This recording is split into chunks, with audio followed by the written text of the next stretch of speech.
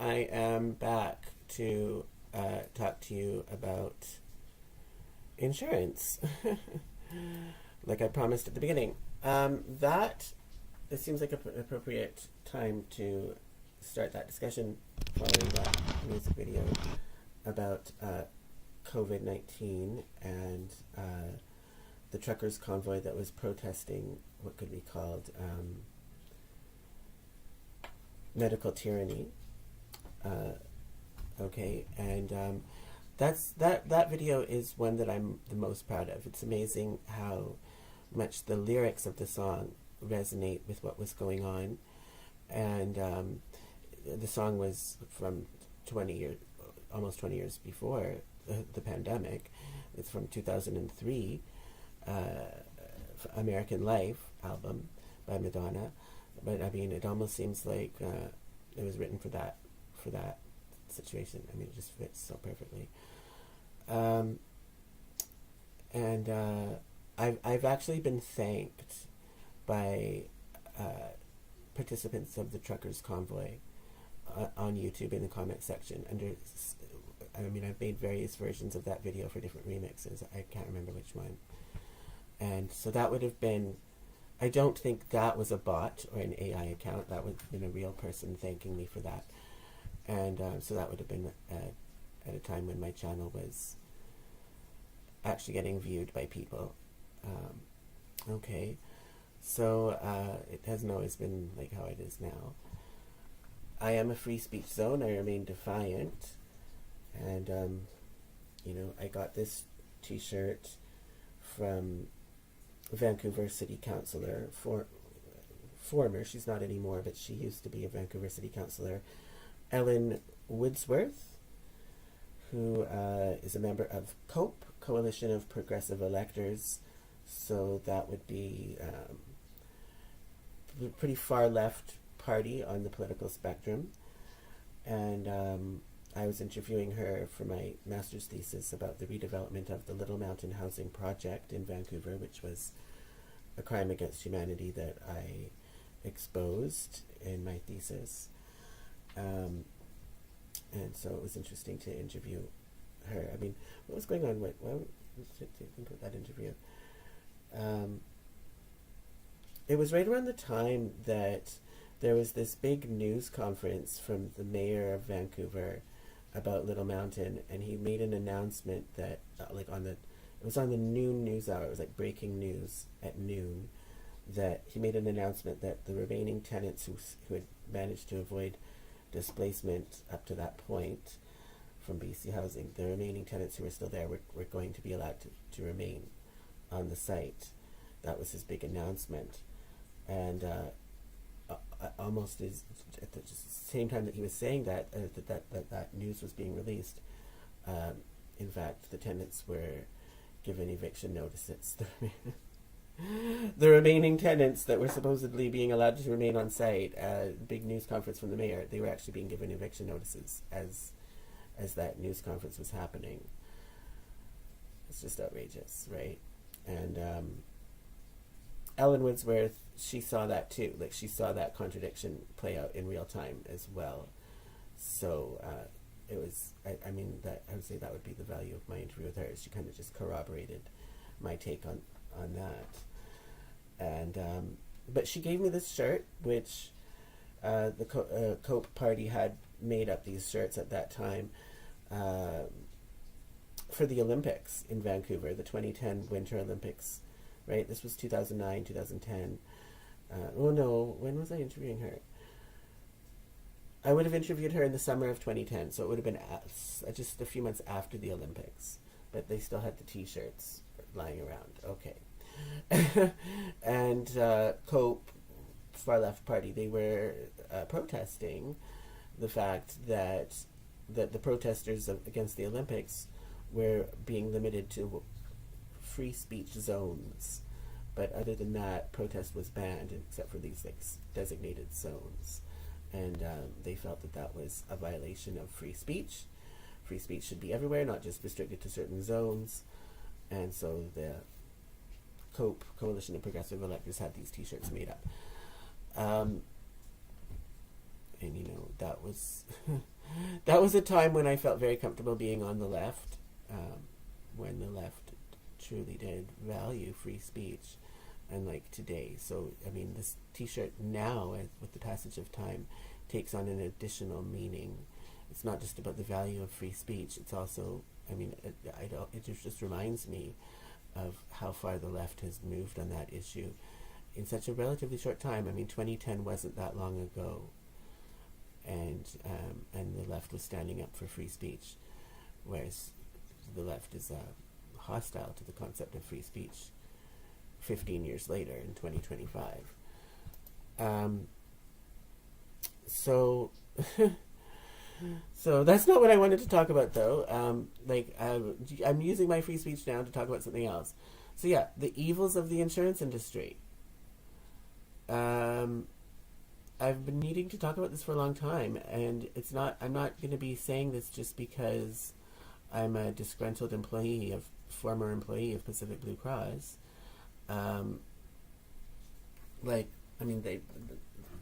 They're off the charts, that Pacific Blue Cross, in terms of being a toxic work environment. Like, oh my God. But that's not why I'm saying this, okay? Let me have some water. I mean, should I say about my experience there just to get it out of the way? I'm going to try to summarize it quick. Well, I started working there in 2014, and so I finished my master's, right? I was just talking about that, at the very end of 2010. So from 2010 to 2014, I was looking for work in my field. Couldn't find it, couldn't get it, right? Because, my field is geography, urban planning, housing policy. I'm an award-winning scholar with straight A's, and did my master's on full scholarship. But I couldn't work in my field because, I exposed a lot of corruption that happened with Little Mountain, a lot of government lies, and there was just no agency that would hire me for that. And also, one of the big controversies with Little Mountain is it was a public housing project for low-income families, like people with kids, and also seniors. There were some just single seniors living there, and but it wasn't for drug addicts, okay? And but with the Olympics and all that happening, there was this big frenzy to clean up the downtown east side in time for the Olympics and get all these addicts off the streets. So there was this big push to create supportive housing for drug addicts, and the way that the government set about paying for that was by what they did at Little Mountain. So displacing 200 families, and they sold the land to a Malaysian developer, tycoon, and then take that money and then use it to build supportive housing for drug addicts. And so one of the points that I was making was, well, that's not really fair. Why are drug addicts getting such priority treatment, and but families are getting the shaft, right? And it was those families who lived at Little Mountain, by the way, even though they're low income, their rents were applied. There was a mortgage on the land, and their rents were applied to the mortgage. So they basically paid for that land, and which was then sold for the money to be used to house drug addicts. And isn't it ironic that one of the things that I get judged on so harshly is that I use drugs, right?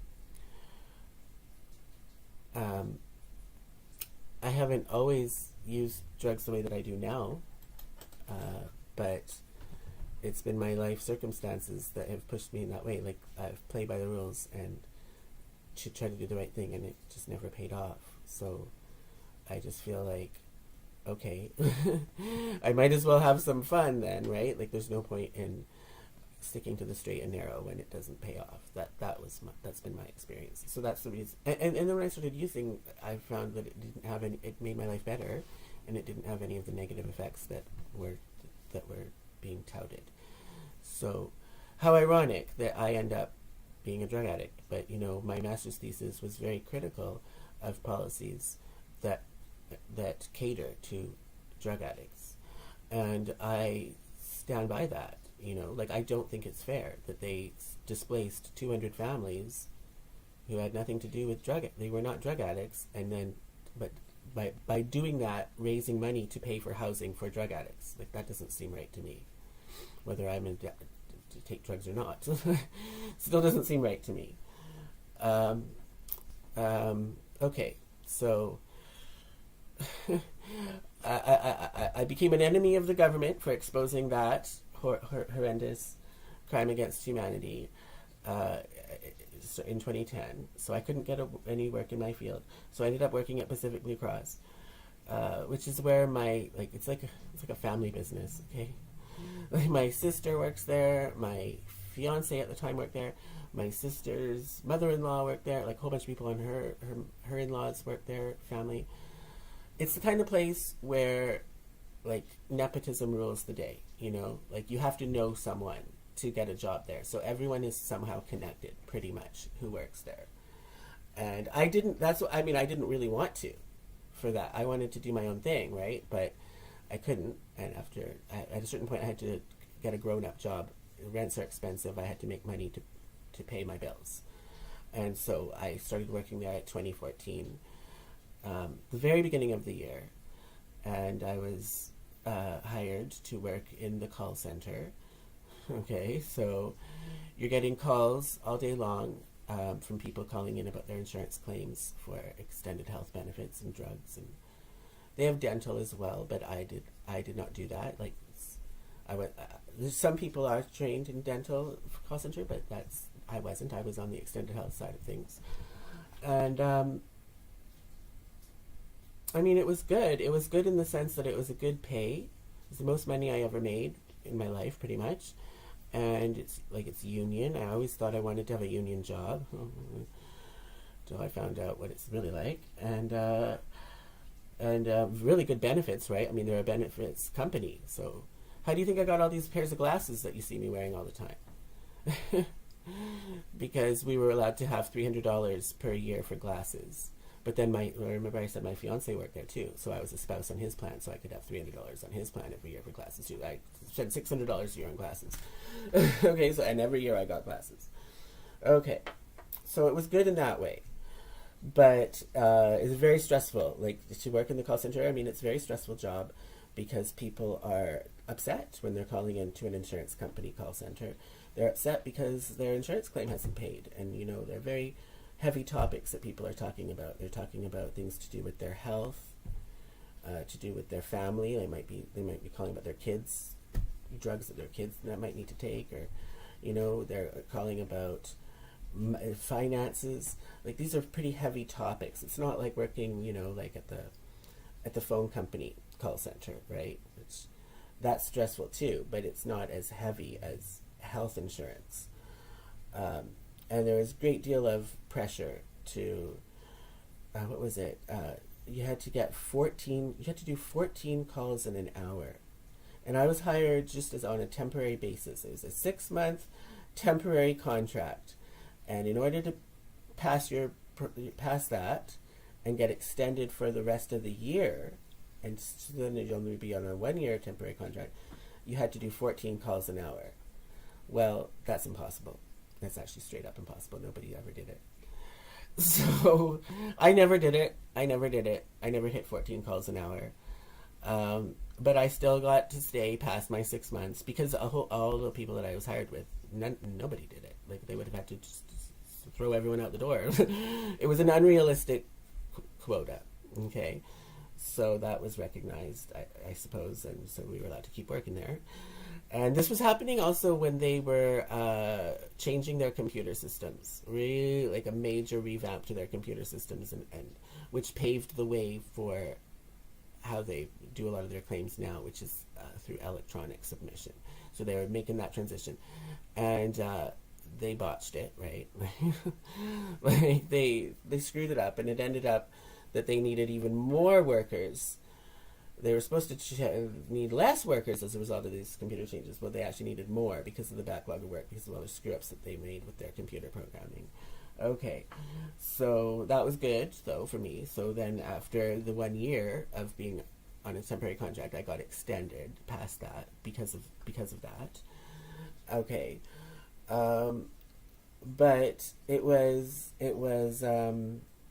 really like I would just have to say bullying was going on. Like this, not properly trained, first of all, and you have a supervisor. Like everybody has a team and a supervisor, a team lead, um, which you rely on a lot because it's complicated stuff. Okay, and but this team lead that I had was very bad, was new, and was outright abusive towards people. But one day I went into work and we were told like a whole bunch of people, dozens of people had been fired for bullying and harassment. And I thought, oh, well, my supervisor who had been bullying me, I thought, well, he must have been one of them. And it turned out he wasn't. And I was shocked. You mean they fired all these people for bullying, but not him? And there was this internal chat program where you could send chat messages to staff, and he had been, so we communicated that way. And so a lot of the bullying that he was doing was through this chat program, which I saved all these bullying messages. Uh, and I printed it out and I showed it to the manager of the call center. Right, this is a union place, but I've never worked in a union job before, and so I didn't know about going to a union or getting a union to advocate for me. Like that just it wasn't in my nature. So I went to the manager myself and showed it to her, and she didn't like it, and so I mean she knew it was wrong, and so it got to be investigated by HR, and then the HR said, in the end they said, well, we never trained him. We never trained him to be a supervisor, so there's nothing we can do. But I got to be switched to another supervisor at least, and then I started to flourish quite well under that supervisor. She was a good supervisor and very experienced supervisor, so that was good. And then I got permanent, because you're on a temporary contract. You get extended a few times, but then I did get a permanent position in the call center. Then when you get a permanent position, then you can post out, like there's all sorts of other positions within the company. So I accepted a position in another department, processing the claims. And I can't get into all this, but there was just a lot of unfairness with those positions. And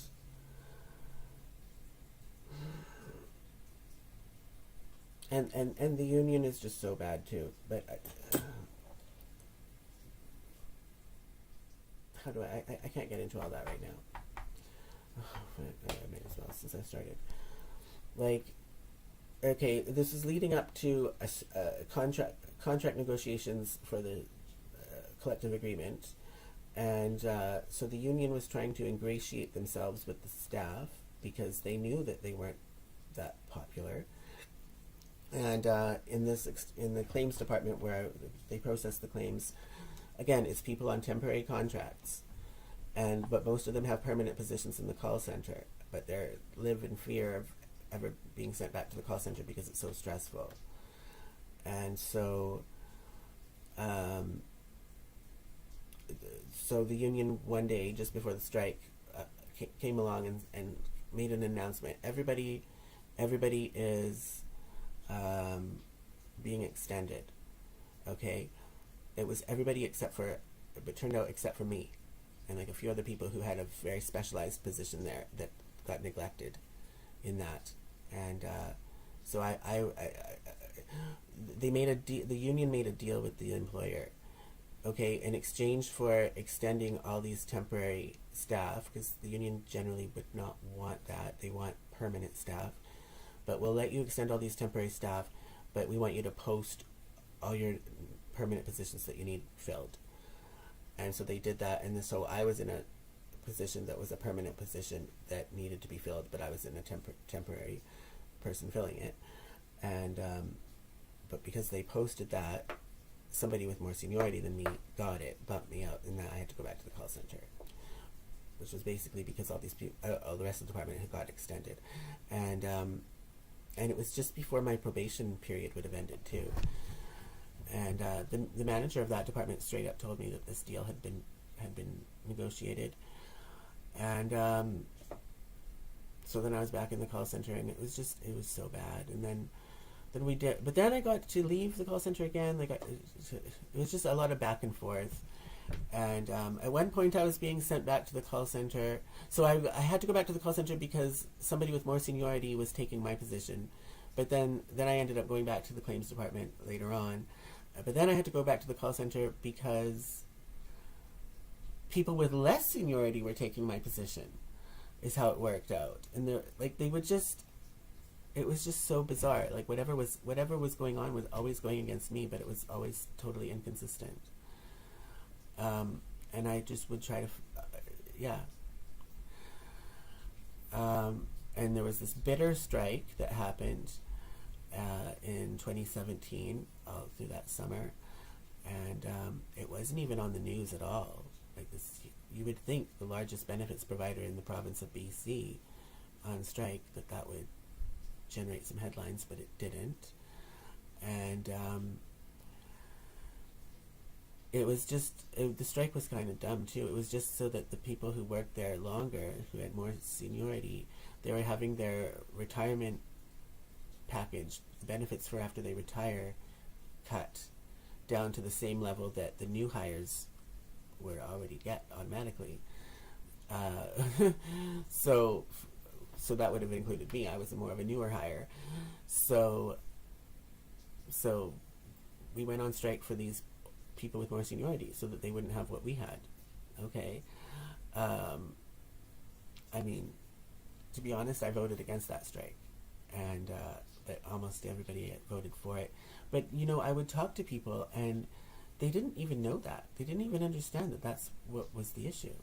That the benefits for the staff who had more than 10 years experience was being cut down to the same level as everybody else.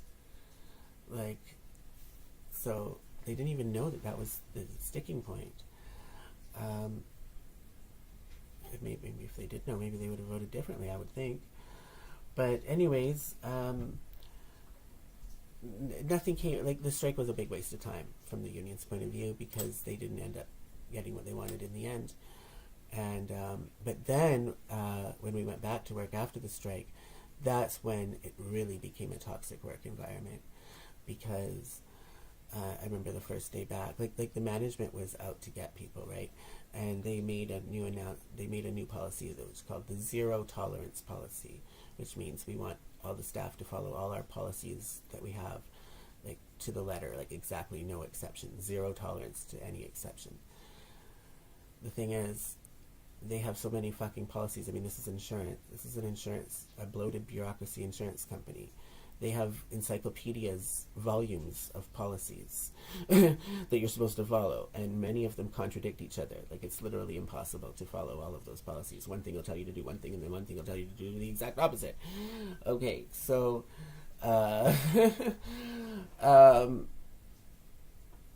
so I mean, yeah. Should I tell about the elevator? Okay, I'll tell about the elevator. So there were all these TV screens, right, on the walls, pumping out corporate propaganda, and one of the big messages was, because it's a big building, right, with 6 floors, and you have to have an elevator pass card to swipe in the elevator to go to wherever you're going, and they didn't want people to swipe their card, right? You swipe your card and push the button to go, and somebody else comes in the elevator, and they want you to, could you press 4 for me, or whatever floor they're going to. They want you to swipe your card and press the floor for them. But, what, they should use their own card. So, but it was just kind of like a social convention. People would do that, and usually it would just be fine. But they were cracking down on that, and they had these TV announcements all over, saying not to do that. Ask the person to swipe their own card. Okay, whatever. So, when I was in the elevator, and these people were in there. Okay, I didn't know who they were. There's 3 of them. The only thing is, okay, there was different colored lanyards. You had a lanyard, with your pass, a union logo lanyard if you're in the union, and then there was red lanyards if you were not in the union, like a manager or an exempt staff. So I didn't know who these people were. I just knew that they were not in the union, 3 of them. And they asked me to push a button for whatever floor they were going to. And I just politely said, well, no, I can't do that. It's have to follow the zero tolerance policy, and you have to follow all the policies exactly, and you're supposed to swipe your own pass. And the lady said, well, I do have my pass right here. And it was on her belt buckle, but it was facing the wrong way. It's got your picture on it, but you couldn't see the picture. And that's a violation of zero tolerance, too. And I said, well, it is facing the wrong way. and then, I mean, it was only a few seconds. I was only going one floor or something. It was only a few seconds I was in there. And the doors opened up, and I walked off the elevator. And as I was walking off, she said, oh, it's great that you're being so compliant with the policies. Okay. I thought nothing more of it until next week when I was called into the office manager's office that a complaint had been filed against me for bullying and harassment. They considered that bullying and harassment, that I did not swipe my pass and push the button for those people. And I was like, well, look at your messages all on the TV screens. You've been pumping this in our heads not to do that, and now you're calling me out for bullying and harassment? That's crazy. The union president, actually, they don't usually defend you, they don't usually stand up for you, but she did, and that it was the president herself advocated for me in that case. Obviously, the manager totally backed down.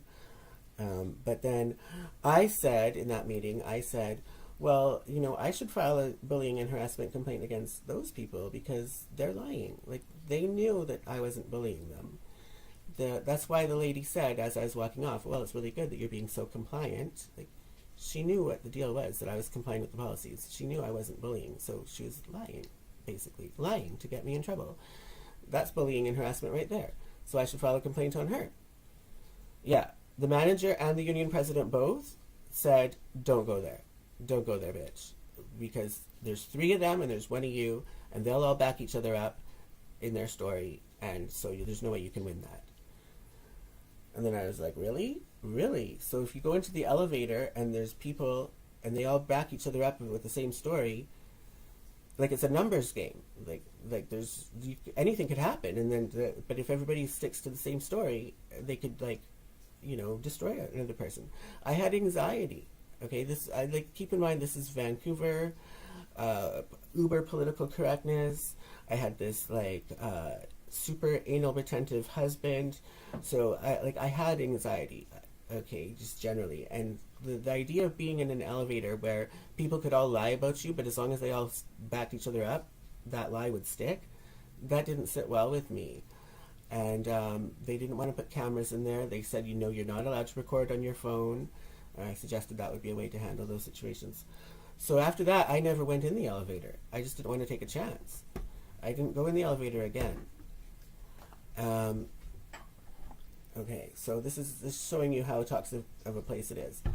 But it all came to a head when I was working I got myself into a really good job as a plan administrator, which is a pretty high paying job, totally different from the other stuff I'd been doing.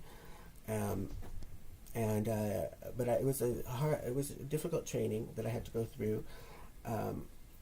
It was super, super hot. They just had been renovating the place, and there was not good airflow, but it was so hot. And it was April, actually, of 2018.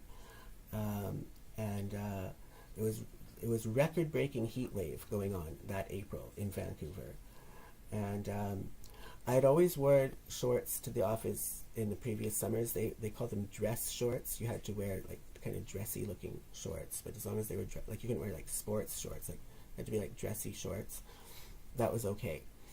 And so that's what I wanted to wear, but the manager that I had in this new department, plan administrator, said, nope, you're not allowed to wear that. It doesn't say in the dress code that you can wear shorts. It also doesn't say that you can't wear them. It just doesn't even mention about shorts. But the convention, everybody, I'm not the only one, lots of people were wearing shorts in the summer times when it would get hot, but dress shorts. But she wasn't having any of it, and I was the only male in that department. There's all women, and they're all coming to work every day with wearing skirts, summer dresses and skirts, and I don't have an option to do that. So I sent her an article from the newspaper that I'd found online that showed about men who were working in an office in Britain were protesting this kind of policy, and they all showed up to work wearing skirts. And well, she told me to wear a skirt. I was shocked by that, but I actually I went and bought a skirt that day that she said that. Just not because I'm wanting to wear a skirt, but just to protest it. Like the manager said that I should, and so. But this is way more involved than I wanted to talk. But I do have gender dysphoria. Okay, um, and I especially struggled with it in my teen years, and I went to a gay and lesbian youth group in Vancouver, and the facilitator as a teenager, and the facilitators there, the adults there, said to us, if you're having these feelings of gender dysphoria, like however you want to handle it is cool. So like if you want to transition, that's okay. If you don't want to transition and want to stick with your biological sex, that's okay too. If you want to maybe just partially transition, or not physically transition, but still take on pronouns, like however you want to handle it, however far you want to transition, or if you don't want to transition at all, like however you want to handle it is okay, and we support that. That's what the facilitators at my gay and lesbian youth group said in the 90s. And I thought about it, and I just decided that I wanted to keep with my biological sex, because I thought that even if I started to transition, that I still wouldn't be happy with my body, because even if other people saw me as a woman, when I looked in the mirror, I would see my masculine traits, and that would bother me. So I just thought, whether I transition or not, like I'm going to have to accept my body for what it is. And so I just decided to stick with my biological sex. But that doesn't mean that I don't have gender dysphoria. And actually, since this happened, I have received an official diagnosis from a medical professional that I have gender dysphoria. Okay. So when I was trying on the skirt, not that I was buying to wear to work, because I was literally like sweating my balls off.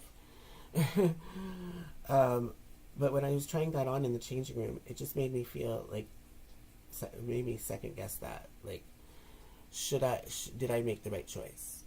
Did I, because it's nice to wear a skirt, it's fun to wear a skirt, and it made me think like, oh, like I've been missing out on wearing skirts all these years through my life. Maybe I should have transitioned. It brought all that back, which I was totally well adjusted to until I put on that skirt in that changing room that day. And so, as it turned out, I never actually wore the skirt to work, though.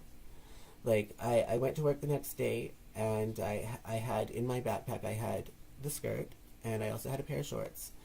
And I sent an email saying, okay, well, I'm going to wear whatever you guys let me wear, whether it's a skirt or shorts. And at that point, they backed down, and they let me wear the shorts. So I wore the shorts. But I mean, the damage had been done, because all these people throughout the day were coming up to my desk and wanting to see the skirt, and it was really awkward between me and this manager, and I really wanted to have a good relationship with this manager. Like I said, I was in a new department, plan administrator, and a pretty high-level job, and I wanted to do well, and I wanted her to like me. And she was acting so weird and so standoffish. I just felt so awkward around her. And I had these gender dysphoria feelings resurfacing, and so I ended up calling in sick like every day that week. And the way it works there is, if you call in sick every day for a week, you're automatically on short-term disability. So I went off. I was on short-term disability, and the union called me and said, "Well, we think you should anyways. We think you should go off on disability. We think you're stressed out." And I was like, "Okay, all right." And I've been off work on disability ever since. And and the first day that I was off on disability, like they sent an email, company-wide email, new dress code. Everyone's allowed to wear shorts. So I did that. Okay, and my career had to be sacrificed in order to achieve that. And so that's what's happened, right? It's so ironic here in Kamloops. Like, people look at me like I'm this effeminate. Like, I get a lot of homophobia and judgment for being effeminate, but like, really, I was standing up for men to be able to wear to not have to wear a skirt, to wear shorts, and I was successful in it, getting the policy changed.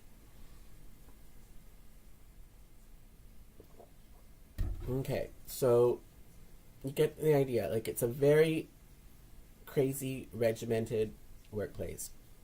One, and I didn't necessarily even have the worst of it. One woman that I worked with committed suicide. She was that stressed out. I mean, Pacific Blue Cross is off the charts. It really is. Some people have it great. Yeah, the people who have loads and like decades worth of seniority, they can do whatever the fuck they want. They flout the rules. They think it's a big joke to them. But for the newer people who like were put through so many, have to jump through so many hoops and so many probations and always on temporary contracts and all that, it's a very horrible, very stressful place. And it's especially bad in the call center. I've said for a long time that the call center should have at Pacific Blue Cross should have a totally separate union, just like how it is with TransLink. Like the transit system in Vancouver, like they have a call center too, but the call center is a separate union from the rest of the transit, and I think that that's how it should be at Pacific Blue Cross too, because shit rolls downhill in this union, and the bottom of the hill is the call center, and the call center just gets crapped on so much, and they're getting crapped on the phone by the customers too. So they're just getting it from all ends, and it's a very, very, very, very stressful place. Okay, so, but I've reflected on insurance more generally, and I think that it's not an accident that Pacific Blue Cross is such a toxic place, because I do think that there is a problem with insurance more broadly, and that's actually what I wanted to talk about. Like, I think that insurance is evil, straight up. Like I said earlier, if life insurance were banned, the murder rate would go down. How many murders happen because someone wants to collect life insurance? A lot happens. It's one of the main motives for murder. Okay? So, the insurance sector could do something about that right away by stopping to offer life insurance altogether. And in terms of for people who need, for the financial need that can arise in family members after a loved one has passed away, that can be met through government programs. I mean, I think that would be better, because at least with government programs, there's no incentive for murder. So that. But why else do I think insurance is evil? Okay, anything that is covered by insurance is automatically more expensive. Okay? So, the United States has an excellent healthcare system, way better than Canada's, right? In terms of, like, Canada's pretty bad wait times, and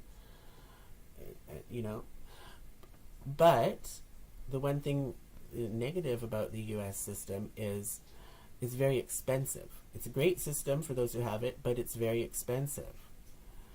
Why is healthcare so expensive in the United States, you ask? I'll tell you why. Because it's private insurance is what's paying the bill there. Let's look at Canada. Dental is kind of the same situation in Canada. Dental is kind of the same as how healthcare is in the United States for everything. So in Canada, we have a public system for healthcare, right? But not for dental, or at least not until recently. Dental is not covered by the medical system in Canada. Okay, so if you want to get your cavity filled or whatever it is, and your teeth fixed, you have to pay out of pocket, or you have to have dental benefits, dental insurance, which Pacific Blue Cross offers that too, right? So the amount that these dentists charge is based on the fee guides that the insurance companies put out. So that's what they pay. That's what the dentists charge, is what they know the insurance will be willing to pay. So, but for people who don't have insurance, who don't have the luxury of working in a union job, and who don't have dental benefits, they're going to have to pay for their dental care just out of their own money. They can't afford that. They can't afford the same kind of rates that an insurance company can afford. So it ends up driving up the costs of services, because these providers will bill based on what the insurance companies will pay. But for those who don't have insurance, they're left in the lurch. And I could just see that so clearly when I worked at Pacific Blue Cross, because um, there's some things that we would handle there, like we would handle ministry stuff, like people on welfare who are getting their glasses or getting their eye exams.